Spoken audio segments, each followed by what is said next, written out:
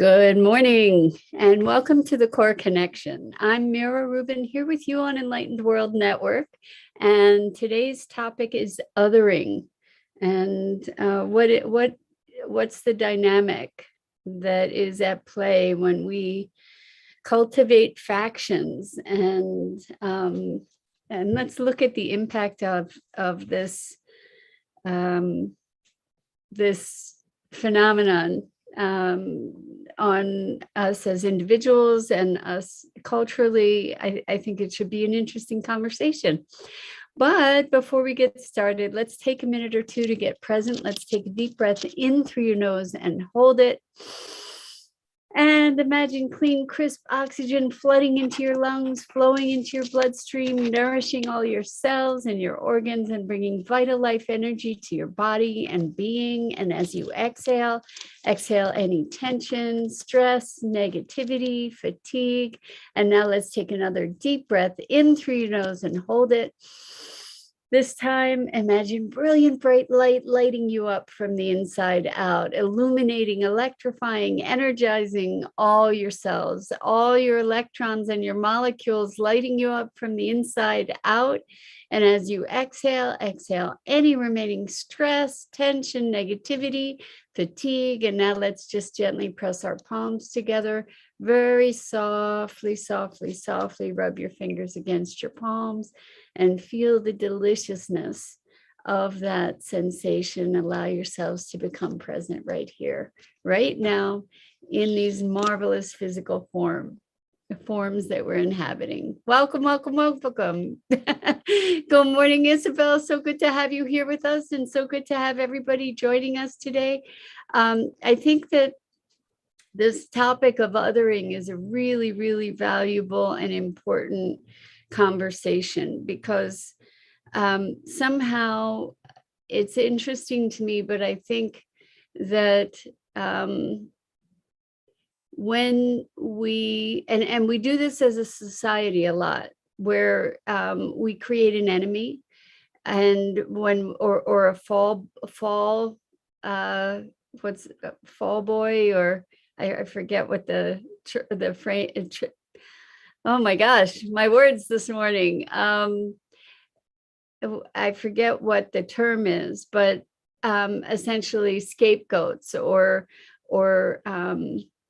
the object of blame gives us an opportunity to focus all of our fears and hostilities and lay blame, so that it gives us the illusion of a greater sense of control. When we can blame, identify an enemy, right? Identify an enemy. So we see this where we had a lot of political upset, and there were factions and sides, and a lot of opposition, a lot of name calling on either side. We see it happening racially. We see it happening with religious groups. We saw it with 9/11, where we were able to, identify foreign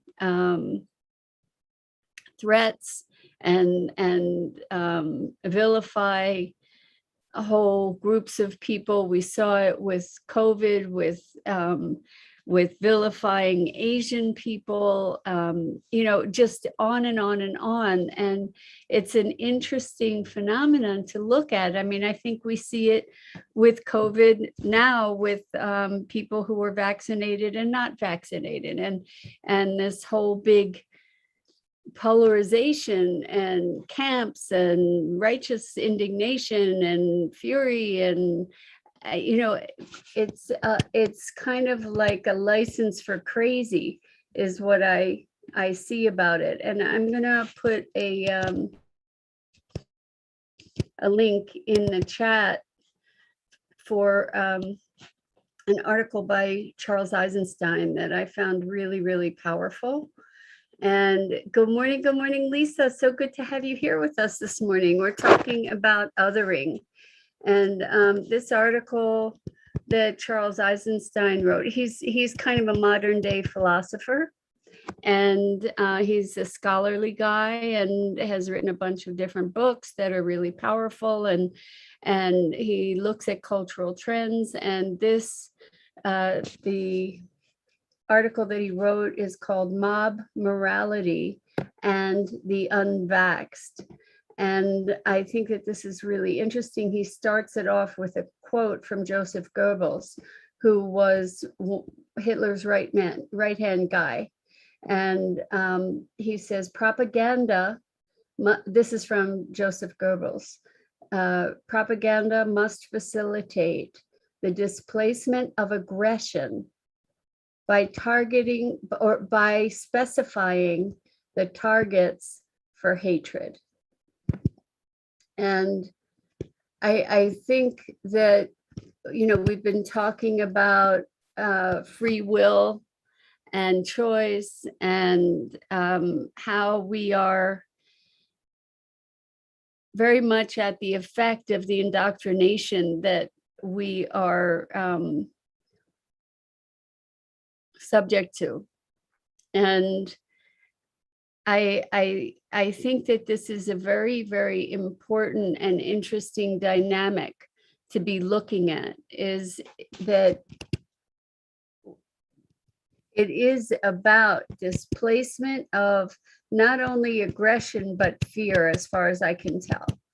That when we have the opportunity to create scapegoats, to blame certain groups for the upset and the disruption in the world, then it's an offset. It's a way to diffuse that emotional energy and angst and social energy as well. And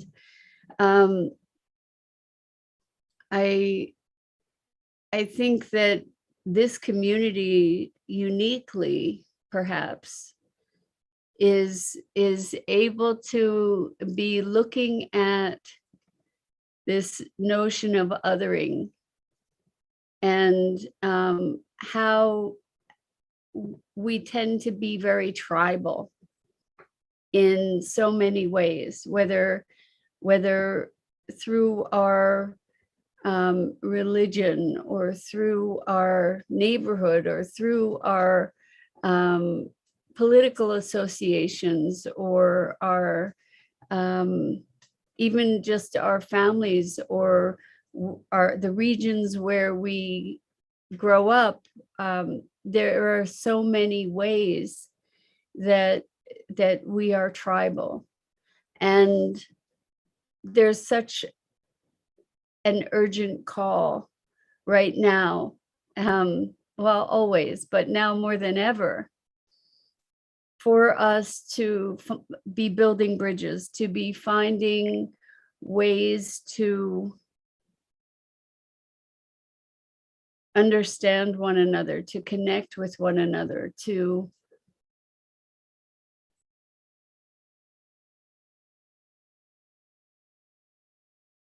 overcome and evolve beyond our tribalism, our native tribalism. And I'm sorry if I'm using, I know, I realize that there's, that I don't know a better word to use right now. I know that word is largely associated when we talk about tribes of people. It's associated with indigenous cultures, and I apologize if there's any offense in the way that I'm using the word. I apologize for that. I don't know a better word to use. I don't have another word to use. Factionalism, and I don't believe that. Now I've got myself into a pickle here. I certainly don't believe that the tribes of indigenous people are are guilty of what I'm talking about. So I apologize. I'll reshape this, and I'll use the word factionalism. So I hope that you guys will forgive me that transgression. Good morning, Andrea. So good to have you here with us. We're talking about othering and how it seems to be a dynamic, thanks, Lisa. It seems to be a dynamic of human culture to create a factionalism, an us and them kind of opposition that I think in a certain respect reinforces our own strength of identity in a really backward way. So if I can make you other, if I can point fingers at you as something other than me, then somehow in a backwards way I get a greater strength of identity, right? So even right now with the vaxxers and unvaxxers, there's this polarity, right? There's this you're at fault, you're to blame for this, that, and the other thing. And if only the people that are not vaxxed would get vaxxed, then everybody would be okay. So there's like this projection of blame and responsibility, and that's just the most recent manifestation of this. I mean, I know that when we heard that that COVID came from China, that a lot of Asian people were being attacked and were in fear of their lives because people were making them the scapegoats. And it's a crazy dynamic that we have. And I think that in this community, we're striving to be awake and alert, and we get to look at who we've created as enemies. You know, this is something that is really prevalent when we look at racism. It's blaming others for, or look at the issues around immigration and saying that that it's the people that are immigrating into this country that are stealing the jobs, and that, you know, they get to be, they're scapegoated as well for a frustration and fear and perhaps a feeling of powerlessness around economies.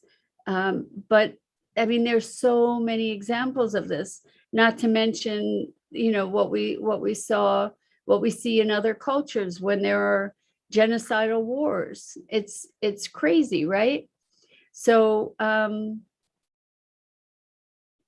so let's see. Lisa says, I'm the only one at my job who got the V. I was out one day for a stomach bug and they made me get tested. I had to miss a week of pay because of their ignorance. So do you mean that you got it or you didn't get it? And I'm guessing that you're meaning you didn't get it and that you had to be out a week because of, yes. So there's, again, othering, you know, it's fear. I can make you the object of my fear, right? I can make you the boogeyman, so to speak.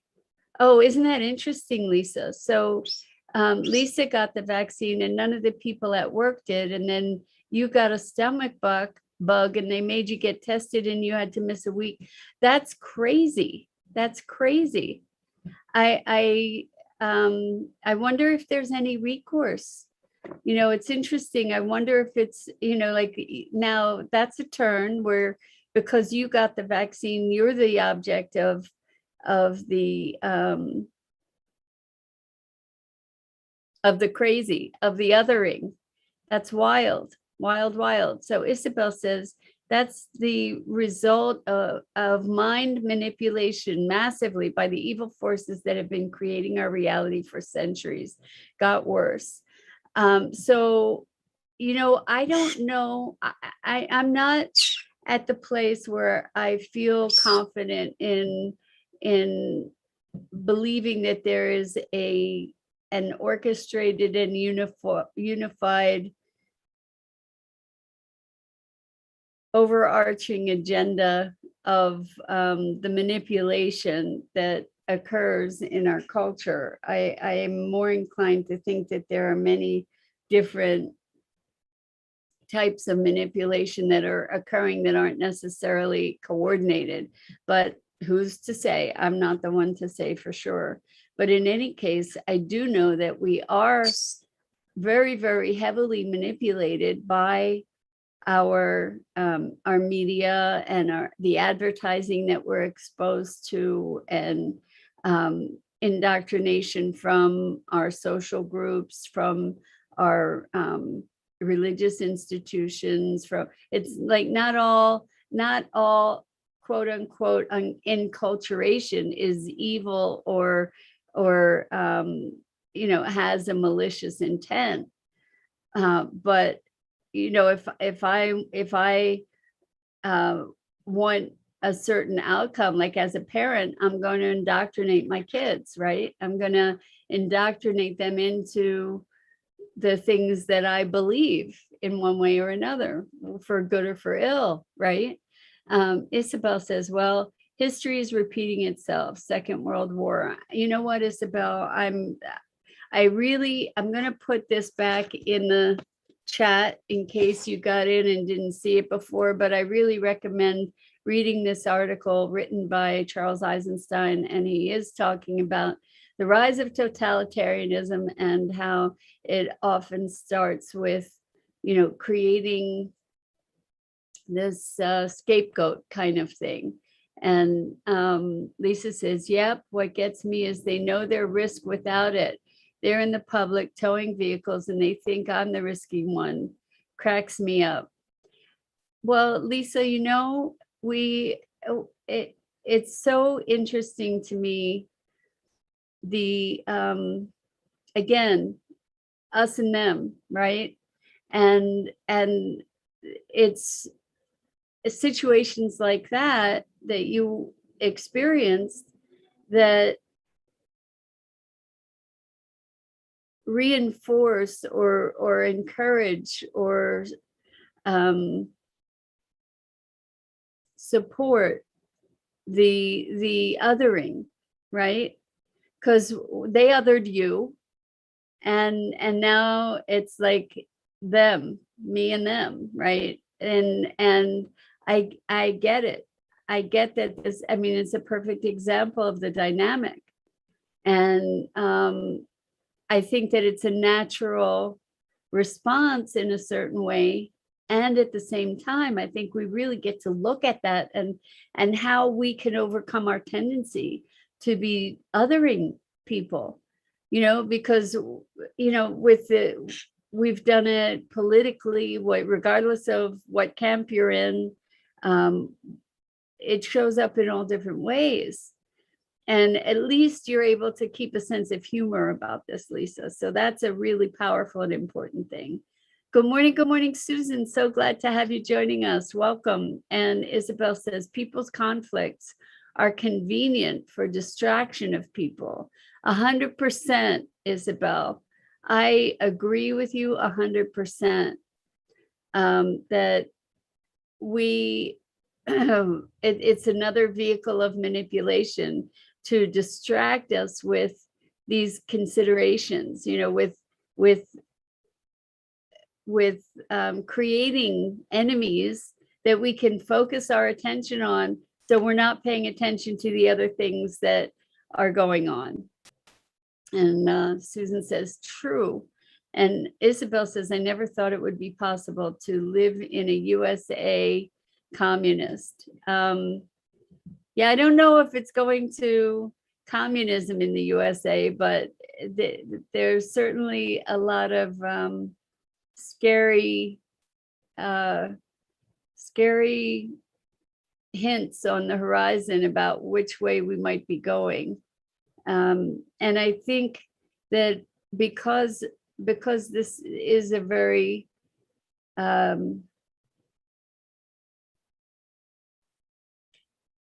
precarious time, that those of us who are really deliberately pursuing presence and consciousness, it's beholden to us to really find bridges, to build bridges, to be ever more diligent in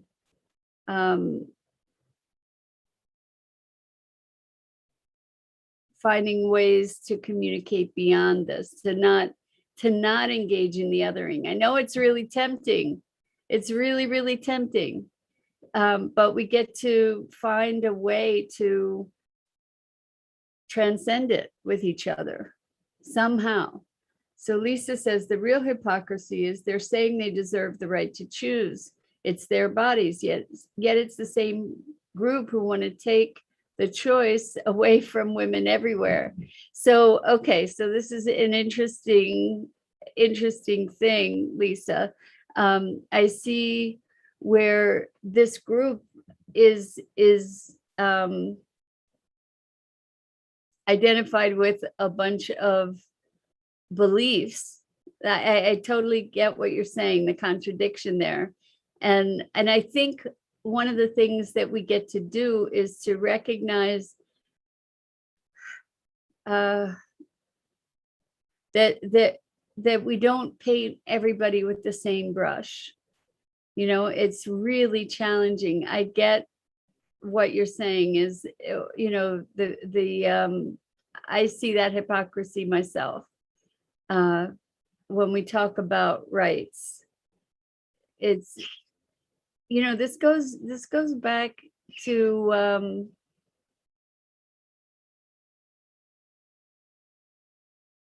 the notion that we believe that we're rational beings. We believe that we make rational decisions, right? What I've read through studies essentially says that in fact, what we do is we make emotional decisions and we have emotional reactions, and then we justify them rationally, that it's not the other way around.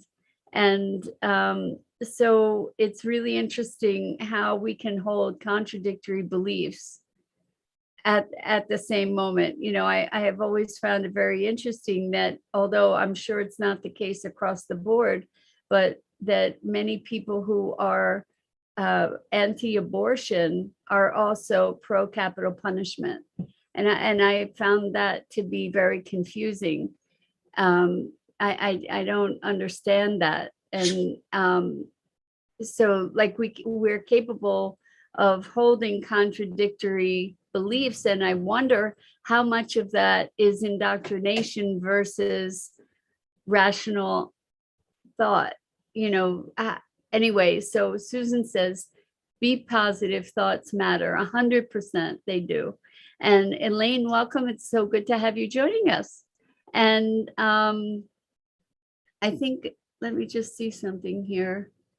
Okay, so Isabel says, only staying in God's energy and be the difference we want to see. That's exactly what I'm talking about here. And I know that when there's confrontation, it's very easy to fall into this othering and this factionalism. And the factionalism gives us, at the same time that it's separating us from the other, it's reinforcing our own identity. And I think we get to release the need to define ourselves by that separation. We can see contrast And at the same time, I think it's possible that we can see contrast and also honor our differences without separation, without reinforcing separation. So Elaine says, I did a live yesterday on honoring the path, the one you're on, and others without judgment. And it all comes together in a beautiful way, even if it makes no sense to the human mind. And you know what, Elaine, you nailed that one. It does make no sense to the human mind. And this is where we were talking about logic and rationality.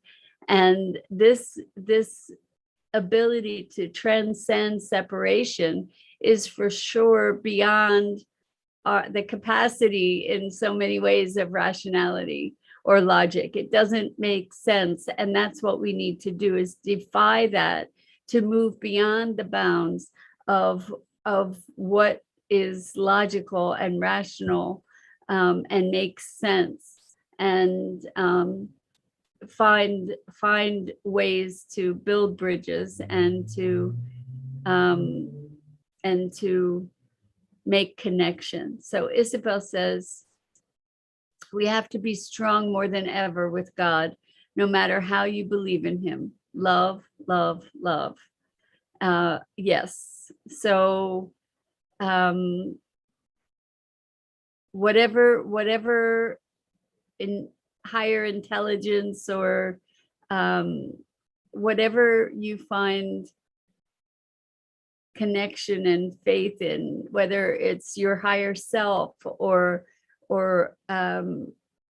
some other form of intelligence in the universe, whatever that connection is, maybe to nature, whatever, that in holding that connection, we can come back to a place of wholeness, hopefully. And I think we're challenged more than any time in history to find ways to create the oneness with one another and to transcend this othering. Good morning, Josie. So good to have you here with us. And so yes, everybody is agreeing it's all about love and connection. Yes, Lisa, she's sitting here very quiet today compared to yesterday. Oh my gosh, yesterday she would not stop talking. Today she's just pensive, I guess. Anyway, I think this is our biggest challenge. All of you who are listening, and all of us on a spiritual path, and all of us committed to creating a better world. This is our challenge, is to find the path to connection, find the path to building bridges, to understanding. And Elaine says, yes, we're all together in learning how to live in harmony with all of our differences, as learning is to remember that is to remember what you already knew. A walk to remember who you really are within love. I agree, Elaine, and we are perhaps more challenged, and it's growing more challenging over time to find our path to connection and building bridges. And Lisa, yeah, she is being reflective, right? I don't know, she's kind of blissed out this morning. So Elaine, is beautifully said. And I know it's really challenging. And I'm wondering if maybe when we're feeling like we're othering, what perhaps we can look at, that person is me, and what am I reflecting in my perception of that person? What am I seeing of myself in them? And I think that can be a very sobering question And maybe that's a place where we can start building a bridge. So Josie says, I'm not Christian, but I'm spiritual. And I think that there's so many of us here, Josie, that are not particularly religious, and yet also very, very spiritually oriented. And so not necessarily identifying with any particular doctrine. But anyway, it is always a pleasure and privilege to be with you all. Elaine says, yes, it is. We will have to stand up and stand strong in the truth. Absolutely. And the integrity within our hearts, and honor and respect. We had amazing masters come before us, Mother Teresa, Jesus, and many more, and follow their mission. And so shall we rock on. I love it, Elaine. Definitely, we are going to be rocking on. And like I said, I wonder when we experience this confrontation, hopefully there's a time, whether it's in the heat of the moment or later, that we can do this exercise for ourselves to say, that's me. What am I reflecting back to me from that other person? And thereby recognize our connection, that we are all one, that we are all one another, and that we reflect that back to one another. And I think that that's the quantum leap we get to make. So Josie says we all have to constantly look for ways to connect. And I think, I do think that when we look out on others as ourselves, that is a very profound exercise. So thank you, Susan, for being with us, and everybody. So that's it for today and for this week. It's been a really interesting, engaging week with you all, and I am so grateful. I'm Mira Rubin. This is the Core Connection, and I go live each weekday morning here on the Enlightened World Network Facebook page. And I invite you guys all to check out the other wonderful programming from Enlightened World Network here on their Facebook page, as well as Enlightened World Living and EWN One with the Earth. And I wish you a wonderful, wonderful weekend, with so much love to you and so much appreciation for the time and energy and contribution that you make every day. So much